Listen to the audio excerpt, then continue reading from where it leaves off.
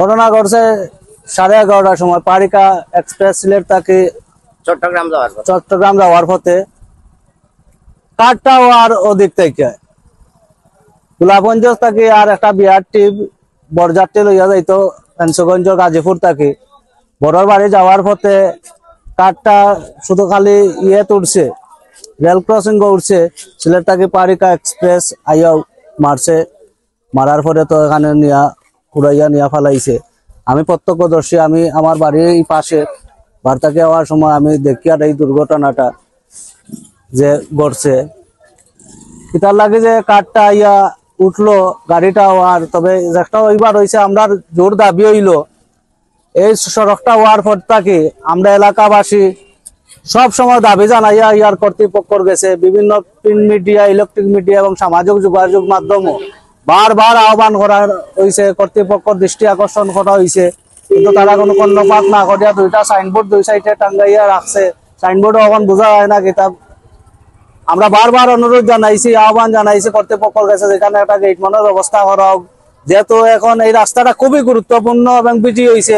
ফেন্সগঞ্জ বাজারের দিয়ে গেলে যানজট সৃষ্টি হয়ে যায়, যানজট এড়াইবার লাগি কুলাউড়া শহরদরিয়া এই অঞ্চলের মানুষ এই রাস্তা ব্যবহার করিয়া ফেন্সগঞ্জ বাজার এরিয়া সিলেট শহরে যায়। এবং এখানে 3-4টা স্কুল আছে, কাসিম আলী স্কুল, সৈয়দ আফরোজ ফিরোজ একাডেমি, ফরিজা খাতুনের ছাত্রছাত্রীরা, চন্ডী প্রসাদের ছাত্রছাত্রীরা এই রাস্তা ব্যবহার করিয়া তারা বাজারে এড়াইয়া যানজট এড়াইবার লাগে এই রাস্তা ব্যবহার করে।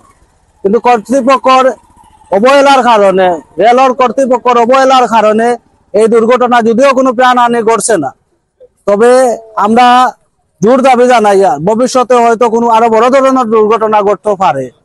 কেননা এই রাস্তা যে পরিমাণ বিজি হয়েছে আপনারা স্বয়ং এখন দেখরা যে রাস্তাটা কতটা বিজি। আমরা দাবিকান্তা রইল কর্তৃপক্ষর গেছে আপনারা মাধ্যমে যত দ্রুত সম্ভব এখানে একটা যথাযথ ব্যবস্থা করো, গেট মানের ব্যবস্থা করো।